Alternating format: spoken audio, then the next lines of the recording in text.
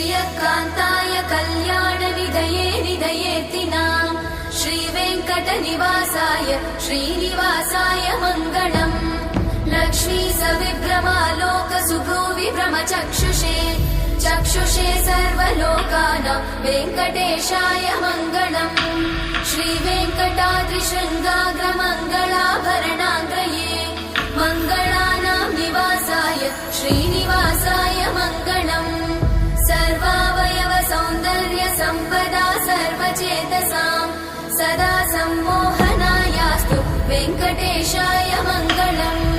नित्याय निरवध्याय सत्यानन्दचिदात्मने